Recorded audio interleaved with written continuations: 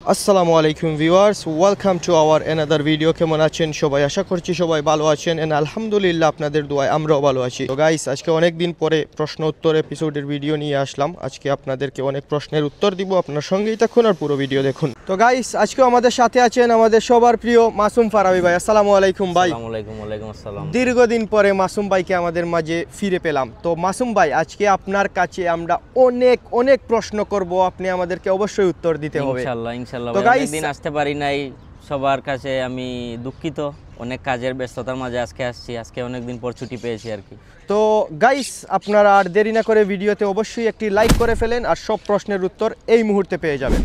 তো মাসুম ভাই, আপনার কাছে যেই প্রথম প্রশ্নটি করব, এটি একটি গুরুত্বপূর্ণ প্রশ্ন, যে আমাদের হুমায়ুন কাবির নামের একজন ভাই প্রশ্ন করেছেন। আসসালামু আলাইকুম ভাই, স্পেনে মুসলিমদের জন্য মসজিদ বা নামাজের বিষয়ে একটু বলবেন প্লিজ। এই বিষয়ে বলবেন ভাই, এটা আসলে গুরুত্বপূর্ণ একটা প্রশ্ন।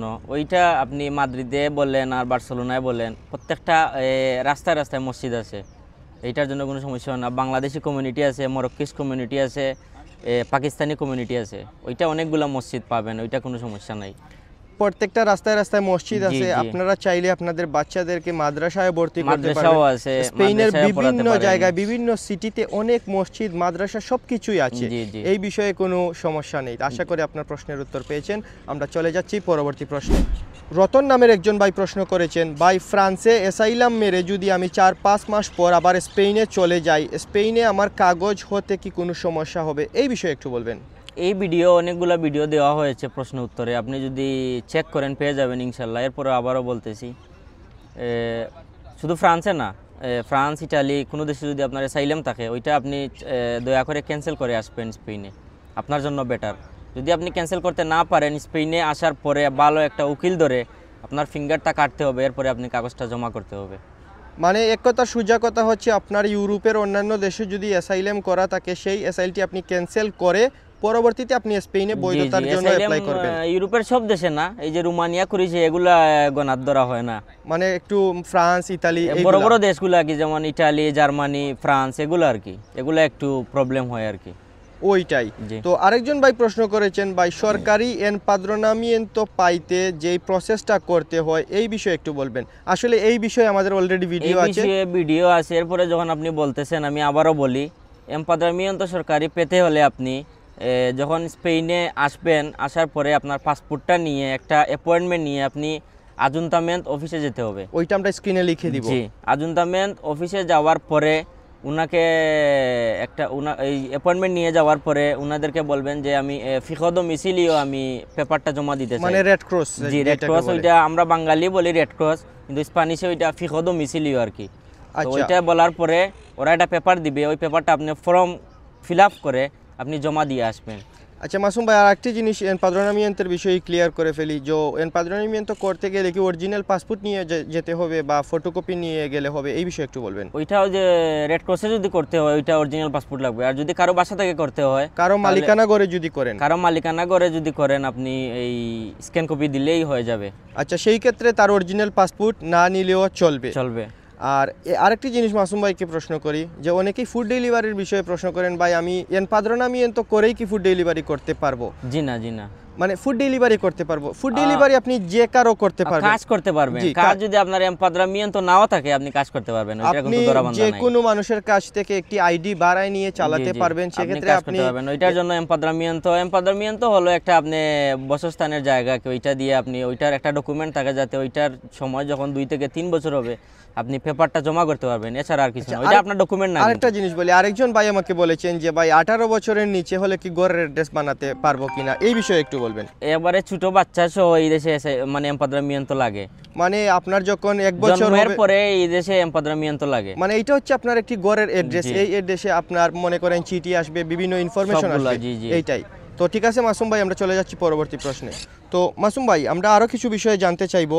এই রুহিন উদ্দিন নামের একজন ভাই প্রশ্ন করেছেন, ভাই ইদানিং শুনতেছি আগস্ট মাস থেকে নাকি এনপাদ্রনামিento বা ঘরের অ্যাড্রেস করা বন্ধ হয়ে যাবে, বা এই বিষয়ে ভাই আমাকে আরও বেশ কিছু ভাইয়েরা প্রশ্ন করেছেন যে ভাই আমরা আরও কিছুদিন পরে স্পেনে প্রবেশ করব, তো শুনতেছি এই ঘরের অ্যাড্রেস বা এনপাদ্রনামিento এটা করা নাকি বন্ধ করে দিবে, এই বিষয়ে একটু বলবেন। না ভাই, এটা বন্ধ হবে না, কারণ ওটা সঠিক জানি না। এমপাদ্রামিয়ান্তো স্পেনে এমপাদ্রামিয়ান্তো শুধু আপনার লিগেলের জন্য না, ওইটা আপনার সবকিছুতেই লাগে। আপনি এটা কিভাবে বন্ধ করবেন? আপনি স্পেন থাকতে হলে আপনাকে এমপাদ্রামিয়ান্তো করতে হবে। যে ওইটা যে শুধু যে আমাদের বাংলাদেশি আর এশিয়ান কমিউনিটির জন্য তা না, কিন্তু স্পেনের যারা পাসপোর্টধারী মানুষ আছে, তারা লোকাল মানুষ, যারা অরিজিনাল স্প্যানিশ, জি, ওদেরকেও এমপাদ্রামিয়ান্তো লাগে। মানে এমপাদ্রামিয়ান্তো হচ্ছে আপনার একটি ঘরের অ্যাড্রেস, একটা ঘরের অ্যাড্রেস, এই ঘরে আপনি দেখেন, এই ঘরে আপনার চিঠি আসবে, আপনার নামে যদি একটা মুলতা হয়, ফাইন হয়, আপনার বাসায় চিঠি আসবে, সবগুলা কি, মানে আপনার একটি ঠিকানা, এইটা আপনি বৈধ হন অবৈধ হন, আপনি পাসপোর্টধারী হন আর অরিজিনাল স্প্যানিশ সবার লাগে। জি, এই এটা বন্ধ হবে আমি সঠিক জানি না ভাই, এই ফার্স্ট টাইম শুনলাম আর কি। না, এইটা আসলে বন্ধ হবে না, যদিও আপনি ভয় পাইয়েন না, কারণ এইটা ভুয়া নিউজ। এই আমি আগের ভিডিওতেই বলছিলাম, এই কিছু কিছু মানুষ যখন ভুয়া নিউজ দিতেছে, 2 থেকে 3 মাস হয়েছে স্পেনে আসার পর ভুয়া নিউজ দিতেছে, ওই ভাইদেরকে আবারও অনুরোধ করব যে আপনারা দয়া করে ভুল ইনফরমেশন দিবেন না ভিডিওগুলোতে, মানুষকে হয়রানি করবেন না। যেগুলা আপনার জ্ঞানে ধরে, যেগুলো আপনি জানেন সঠিকভাবে আপনারা চাইবেন মানুষের কাছে উপস্থাপনা করতে। এইটাই তো মাসুম ভাই, আপনার কাছে আরেকটি প্রশ্ন করব। ভাই, আমার পর্তুগালের টিআরসি কার্ড আছে, আমি কি স্পেনে পর্তুগালের টিআরসি কার্ড চেঞ্জ করতে পারবো? জি না ভাই, এটা পসিবল না। আপনি যদি পর্তুগালের পাসপোর্ট পেয়ে যান, পাসপোর্টটা ইসা চেঞ্জ করতে পারবেন, আমি যতটুকু জানি। টিআরসি কার্ডের কোনো ভ্যালু নাই স্পেনে, ওইটা আসলে ওইখানে ফেলা দিতে হইব। জি না। আর আরেকজন ভাই প্রশ্ন করেছেন, ভাই টুরিস্ট ভিসায় স্পেনে প্রবেশ করে কি আমি লিগ্যাল হতে পারবো বা কত বছর সময় লাগবে? টুরিস্ট ভিসা আর ইলিগেল আমি সব সমান। টুরিস্ট, আপনি যদি স্পেনে কোনো লাগান প্রবেশ করতে পারেন, আপনি ওই যে এমপাদ্রামিয়ান্তো করার পর আপনি 2 থেকে 3 বছর পর কাগজটা জমা করতে পারবেন। এইটা আমরা আরো বিভিন্ন ভিডিওতে এটা কারোর জন্য ধরা বান্ধা না যে ভিজিট ভিসা আপনি ফ্যাসিলিটি বেশি পাবেন আর আমি ইলিগেল আমি ফ্যাসিলিটি কম পাবো, এগুলা কিন্তু না। মানে সোজা কথা হচ্ছে, আপনি ভিজিট ভিসায় আসেন আর যে কোনো ভিসায় আসেন, জাস্ট ওয়ার্ক পারমিট ছাড়া আপনি নরমালি যে কোনো ভিসায় যদি প্রবেশ করেন আর আপনি বৈধতা পেতে চান, সেক্ষেত্রে আপনাকে 2 বছর স্টে করতে হবে, তারপর আপনি বৈধতা পেয়ে যাবেন।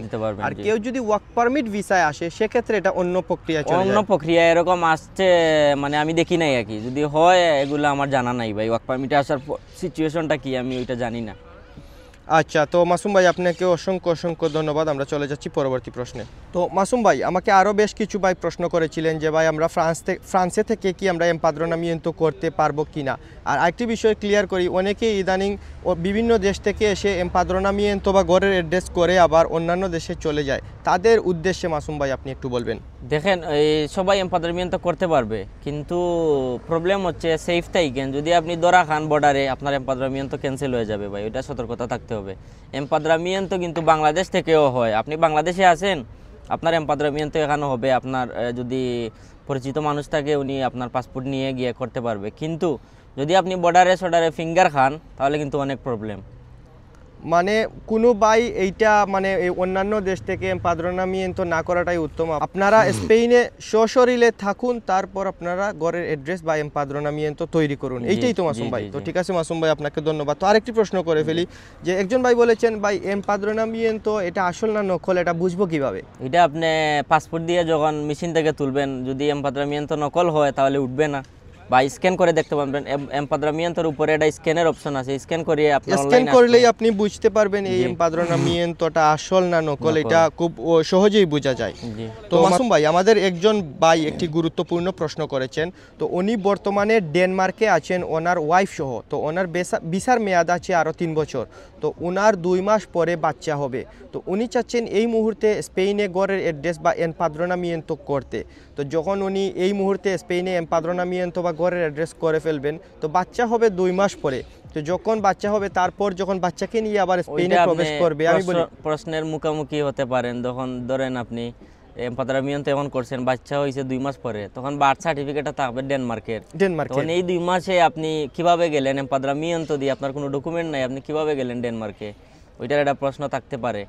মানে এইটাই আমি ক্লিয়ার করছি যে ওনার বাচ্চা হওয়ার পর যদি আবার অ্যাড্রেস করতে হয়, এটা কিন্তু প্রশ্নের সম্মুখীন হয়ে যাবে। বেস্ট হবে বাচ্চা হওয়ার পরে আপনি, তো বাচ্চা 2 মাস পরে হবে, তো ওনার উদ্দেশ্যে আপনি কি বলবেন? বাচ্চা হওয়ার পরে বেস্ট হবে 3 জনের এমপাদ্রোমিয়েন্টোটা করার জন্য। তো না, যেহেতু আল্লাহরই হুকুম, আরো 2 মাস পর আপনার বাচ্চা হবে, দোয়া রইল আপনার জন্য, আপনার বাচ্চার জন্য এবং আপনার ওয়াইফের জন্য। তো 2 মাস পর যখন বাচ্চা হবে, তারপর আপনারা 3 জনেরই এমপাদ্রোনামিয়েন্তো করলে ভালো হয়, তখন আর আপনি প্রশ্নের মুখোমুখি হবেন না। যদি কোনো কারণে আবার এইটা চেক করে বা কোনো সমস্যা হয়, তাহলে আপনি একটি হেজেলে পড়ে যাবেন। সেই ক্ষেত্রে আপনাকে 2-3 মাস পরে পাদ্রনামেন্তো বা অ্যাড্রেস করাটাই উত্তম ভালো। ওকে মাসুম ভাই, ধন্যবাদ। তো মাসুম ভাই, আমার আরও কয়েকজন ভাই প্রশ্ন করেছেন, ভাই স্পেনে ফুড ডেলিভারি করতে গেলে যে বাইসাইকেল ভাড়া নিতে হয় বা কিনতে হয় সেই বিষয়ে একটু ধারণা দিবেন, ভাড়া কত টাকা পড়তে পারে? এইটা একটা গুরুত্বপূর্ণ বিষয়, এইটা একটা নিয়ে আপনি ফুল একটা ভিডিও বানান ভাই, এটা একটা গুরুত্বপূর্ণ বিষয় কিন্তু এটা মানে নরমালি বলা যাবে না, এটা একটা ভিডিও বানান আপনি একটা টপিক নিয়ে, এইটাই বেস্ট হবে যে ফুড ডেলিভারি করার যে বাইসাইকেল ওইগুলার প্রাইস বা কিভাবে আপনি ভাড়ায় চালাবেন, কি কি বাইসাইকেল আছে স্পেনে ভাড়া নিতে পারবেন, সবগুলা নিয়ে একটা ভিডিও বানান। ওইগুলা নিয়ে আমি একটি ভিডিও বানিয়ে ফেলি, এইটাই বেস্ট হবে। তো মাসুম ভাই, আপনাকে অসংখ্য অসংখ্য ধন্যবাদ আমাদেরকে সময় দেওয়ার জন্য। ইনশাআল্লাহ আগামী সপ্তাহে আপনাকে অনেক ডিস্টার্ব করব, ইনশাআল্লাহ আগামী সপ্তাহে আপনি আমাদেরকে সময় দিবেন। তো গাইস, আপনারা সবাই ভালো থাকবেন, সুস্থ থাকবেন, দেখা হচ্ছে অন্য কোনো ভিডিওতে। মাসুম ভাই, আসসালামু আলাইকুম। ওয়ালাইকুম আসসালাম।